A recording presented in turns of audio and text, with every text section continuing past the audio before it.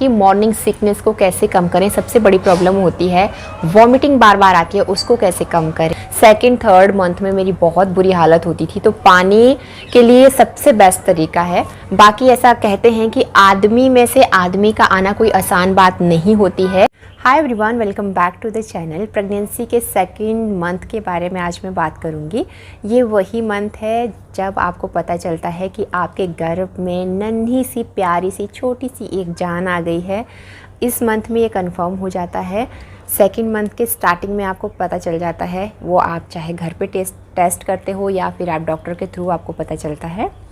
और साथ ही ये मंथ काफ़ी सेंसिटिव भी है, क्योंकि इसी मंथ में काफ़ी डर भी रहता है ब्लीडिंग का, वॉमिट का, और तबीयत ख़राब होने के सिम्टम्स भी इसी मंथ से शुरू हो जाते हैं। सो सेकंड मंथ स्टार्ट होते ही बॉडी में क्या क्या चेंजेस आ जाते हैं, बेबी का साइज़ कितना हो जाता है, और जो आपको ये वॉमिट हो रही है या पानी पीने में प्रॉब्लम आ रही है, इन सब को हम कैसे कंट्रोल कर सकते हैं, ये सब मैं आपको इस वीडियो में बताऊंगी। सो पहले महीने में क्या हुआ था, स्पर्म एग मिले थे, फर्टिलाइजेशन हुआ था, और जो भ्रूण था वो गर्भाशय की दीवार से चिपक गया था, यानी कि यूट्रस की लाइन से वो चिपक गया था। इसको इम्प्लांटेशन बोलते हैं, इम्प्लांटेशन हो गया था। उसके बाद जो है वो सेकंड मंथ जब स्टार्ट होता है तो आपका जो पहला लक्षण होगा वो आपके पीरियड मिस हो जाएंगे। एक्सपेक्टेड जब आपके पीरियड्स की डेट थी, अगर उससे 6-7 दिन ऊपर हो गए हैं, उसके बाद आप स्ट्रिप से चेक करते हो और उसमें अगर रिज़ल्ट पॉजिटिव आ जाता है, इट मीन्स आप प्रेग्नेंट हो, आप डॉक्टर से भी कंफर्म कर लेते हो, तो सबसे पहला लक्षण हो गया कि आपके पीरियड मिस हो गए। उसके बाद अब जैसे ही 1 महीना 8 या 10 दिन ऊपर हो जाते हैं, तो जिसकी तबीयत ख़राब होनी होती है उसकी तबीयत ख़राब होना शुरू हो जाती है। सबकी तबीयत ख़राब नहीं होती है, सबको उल्टियाँ वगैरह नहीं होती हैं, लेकिन जिनको ये सिम्टम्स होने होते हैं ना, उनको प्रेगनेंसी के मतलब 1 महीना 8-10 दिन अभी ऊपर होने के बाद ये शुरू हो जाता है। मेरे अपने टाइम पे मुझे दोनों प्रेगनेंसी के टाइम 1 महीना 8 दिन ही ऊपर होते थे, तो मुझे ये सारे सिम्टम्स स्टार्ट होने शुरू हो जाते थे। प्रेगनेंसी का जब सेकंड मंथ स्टार्ट होता है तो मॉर्निंग सिकनेस होने स्टार्ट हो जाती है, थकान कमजोरी आपको फील होती है। सुबह सुबह जब आप सो करके उठते हैं, मतलब अभी आप बिस्तर पे ही लेटे हैं, तो आपको फील होगा कि आपका जो लोअर एब्डोमिनल है वहाँ पे खिंचाव जैसा हो रहा है।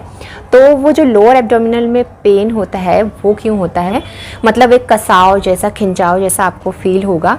वो इसलिए होता है क्योंकि हमारी बॉडी में एक प्रोजेस्टेरोन नाम का हार्मोन है, वो ब्लड के फ्लो को यूट्रस की तरफ बढ़ा देता है।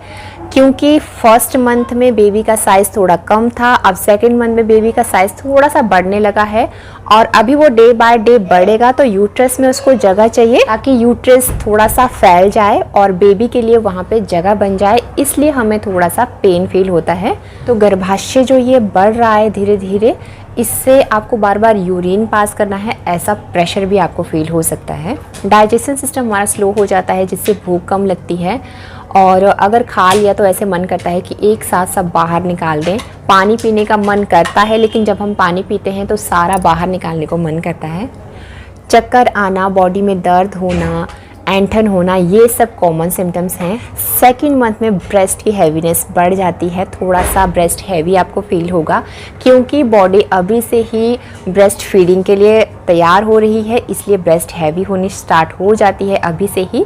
किसी किसी को ना 9 मंथ में ब्रेस्ट से पानी जैसा भी निकलना शुरू हो जाता है। ये सारा जो प्रोसेस हो रहा है, ये सब कि आपकी बॉडी ब्रेस्ट फीडिंग के लिए तैयार हो रही है। मूड स्विंग्स इसी महीने से होने आपके स्टार्ट हो जाते हैं। स्मेल आपको इसी महीने से आना शुरू हो जाएगा।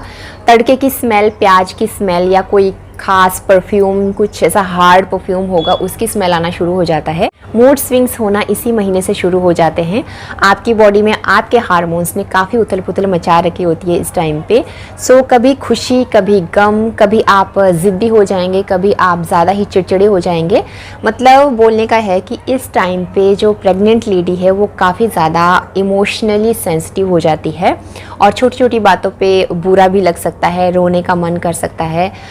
इसमें घबराने की भी ज़रूरत नहीं है, क्योंकि ये जो सारे लक्षण हो रहे हैं ये आने वाले कुछ महीनों में अपने आप ठीक हो जाते हैं। बस आप अपने आप को मेंटली और फिजिकली आपको स्ट्रॉन्ग रखना है, नहीं तो ये सिम्टम्स 9 मंथ तक भी चल सकते हैं, जो आपके लिए सही नहीं है और आने वाले बेबी के लिए भी सही नहीं है। क्योंकि जैसे माँ सोचती है, जैसे माँ बिहेव करती है, बच्चा भी वैसे अंदर वैसे ही गेन करता है। इसी महीने से आपका वेट बढ़ना या वेट कम होना भी स्टार्ट हो जाता है, ये भी बॉडी टू बॉडी डिपेंड करता है। और इसी महीने अगर ध्यान ना दें तो मंथ के एंड में ना आपको ब्लीडिंग की प्रॉब्लम भी हो सकती है। काफ़ी सारी लेडीज़ को आपने सुना होगा 2nd मंथ या 3rd मंथ में उनको स्पॉटिंग की प्रॉब्लम शुरू हो जाती है।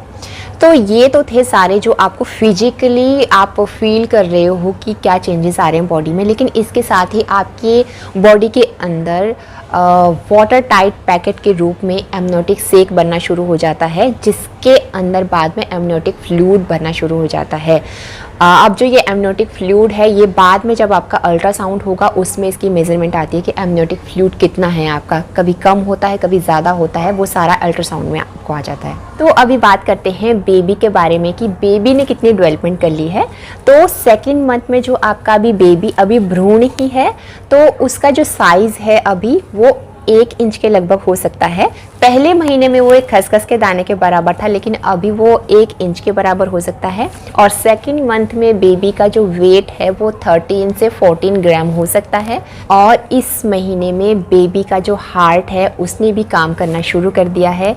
बेबी का आँख, नाक, कान और लीवर जो है वो बनने शुरू हो गए हैं। बनने का मतलब है कि हल्की हल्की लाइनिंग पड़ना उनमें शुरू हो गया है। सबसे इम्पोर्टेंट पार्ट गर्भनाल, जो माँ और बच्चे को आपस में जोड़ती है, ब्लड सप्लाई माँ से बच्चे तक पहुँचाती है, जो भी माँ खाती है वो बच्चे को भी पहुँचता है गर्भनाल के द्वारा ही, तो वो भी इसी महीने से बनना शुरू हो जाती है। बोलने का मतलब है कि 2nd मंथ के एंड तक आपका बच्चा पूरा एक ह्यूमन की तरह दिखना शुरू हो जाता है। प्रेगनेंसी के 2nd मंथ में टेस्ट कौन कौन से होते हैं? सबसे पहले यूरिन टेस्ट होता है आपका, शुगर टेस्ट होता है, शुगर का लेवल कहीं ज़्यादा कहीं कम तो नहीं है, वो टेस्ट होता है। आपका ब्लड टेस्ट होता है, जिससे हीमोग्लोबिन और आयरन का लेवल कितना है वो पता चलता है इस टेस्ट से। प्रोटीन टेस्ट भी होता है, जिसमें आपका किडनी और बीपी की जांच होती है, और किसी तरह का कोई इन्फेक्शन तो नहीं है, वो भी टेस्ट आपका इस महीने होता है। अब बात कर लेते हैं कि मॉर्निंग सिकनेस को कैसे कम करें। सबसे बड़ी प्रॉब्लम होती है वॉमिटिंग, बार बार आती है, उसको कैसे कम करें। और पानी हम पीते हैं, मन करता है लेकिन पीते हैं जब हम पानी, तो फिर वो बाहर मतलब उल्टी करने का मन करता है, तो वो सब कैसे कंट्रोल करें।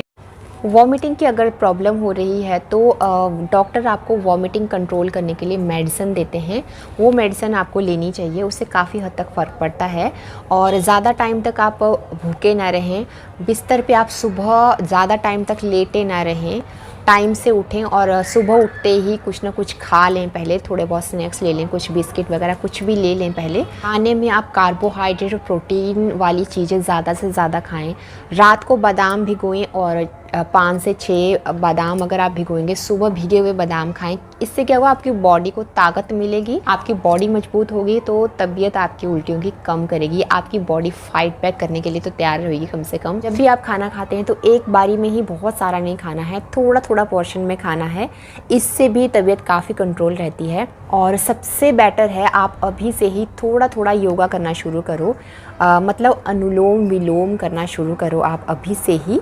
इससे आपको अपने जो सांस है उसको होल्ड करने की पावर अभी से ही आएगी, और ये पावर आपको 9 मंथ में, जब 9 मंथ कंप्लीट हो जाएगा, डिलीवरी का टाइम जब आएगा उस टाइम पे काम आएगी। जब आपको डॉक्टर बोलती है डिलीवरी के टाइम पे कि पुश करो बेबी को बाहर निकालने के लिए, तो उस टाइम जो आपने अनुलोम विलोम अगर आप अभी से ही कर रहे हो प्रैक्टिस, तो उस टाइम ये जो आपको अपने ब्रेथ को होल्ड करने की पावर है ना, उस टाइम पे काम आती है। आप 2 या 3 पुश में ही सेफली बेबी को डिलीवर कर सकते हो, और तबीयत भी इससे आपकी बहुत अच्छी रहेगी। पानी पीने का इस मंथ में बहुत मन करेगा, लेकिन जब हम पानी पीते हैं तो पानी बाहर निकालने का मन करता है, पानी या जो भी कुछ खाया वो बाहर निकालने का मन करता है। तो पानी को पीने के भी 3 तरीके हैं। सबसे पहले तो आप कोकोनट वाटर ज़रूर पिएं मॉर्निंग में, या जब भी आपको पीना है। वैसे मॉर्निंग का टाइम सबसे सूटेबल टाइम है, आप कोकोनट वाटर ज़रूर पिएं। सेकंड जो है वो आप प्लेन वाटर आप बंद कर दें, या आप अपने डॉक्टर से भी कंसल्ट कर सकते हैं इस मैटर पे, लेकिन प्लेन वाटर मैंने अपने टाइम पे बंद कर दिया था। जो मैं यूज़ करती थी, मैं पानी का एक गिलास और उसमें 2-3 बूंदें नींबू की डालती थी। वैसे सेकंड और थर्ड मंथ में नींबू खाना इतना अलाउड नहीं होता है, लेकिन आप 2 से 3 ड्रॉप आप प्लेन वाटर में डाल सकते हो। इससे क्या होगा कि पानी का जो फ्लेवर है वो चेंज हो जाएगा। वो जो नींबू का फ्लेवर है वो वैसे भी आपकी तबीयत को बिल्कुल सही रखेगा और उससे कोई साइड इफ़ेक्ट भी नहीं है, लेकिन ड्रॉप्स आपको सिर्फ 2 और 3 ही डालनी है। थर्ड है, आप ग्लूकोन डी यूज़ कर सकते हो अगर आपको शुगर की कोई प्रॉब्लम नहीं है, क्योंकि उसमें शुगर की कुछ मात्रा होती है। तो अगर आपको शुगर की कोई प्रॉब्लम नहीं है तो आप इतना सा चुटकी भर आप ग्लूकोन डी आप उसमें ऐड कर दोगे तो वो भी आप ऑरेंज फ्लेवर में ले सकते हो। उससे भी पानी का फ्लेवर चेंज हो जाता है और जब आप उसको पियोगे तो आपको वॉमिट जैसा कुछ ऐसा फील नहीं होगा। ये मेरे सेल्फ एक्सपीरियंस है और ये मुझे बहुत फ़ायदा दिया। सेकंड थर्ड मंथ में मेरी बहुत बुरी हालत होती थी, तो पानी के लिए सबसे बेस्ट तरीका है। बाकी ऐसा कहते हैं कि आदमी में से आदमी का आना कोई आसान बात नहीं होती है। इतने सारे चेंजेस हो रहे होते हैं हमारे अंदर, और सेकंड थर्ड मंथ में तो कुछ ज़्यादा ही चेंजेस हो रहे होते हैं, क्योंकि सब कुछ बॉडी के साथ मतलब काफ़ी डिटेल में हो रहा होता है। एमनियोटिक फ्लूइड बन रहा होता है, वो जो गर्भनाल है वो बन रही होती है। सो बहुत हार्मोन्स चेंज हो रहे होते हैं उस टाइम पे, तो थोड़ा बहुत सहन करना ज़रूरी है, क्योंकि सेकंड मंथ में भूख नहीं लगती है, डाइजेशन सिस्टम स्लो होता है और भूख नहीं लगती है और हम हेल्दी कुछ खा नहीं पाते हैं, वेट हमारा कम हो जाता है। या हम अपनी सेटिस्फेक्शन के लिए कुछ भी खा लेते हैं, जैसे जंक फूड वगैरह कुछ भी खा लेते हैं, तो वेट हमारा ओवर गेन हो जाता है। तो सही प्रोपोर्शन में हमें क्या खाना चाहिए जो हमारे लिए भी हेल्दी हो, बेबी के लिए भी हेल्दी हो, इसके लिए मैं अलग से वीडियो लेके आऊँगी। तो अगर ये वीडियो पसंद आई, वीडियो को लाइक करना, चैनल को सब्सक्राइब करना। मिलती हूँ मैं हेल्दी डाइट के साथ नेक्स्ट वीडियो में। तब तक के लिए बाय बाय।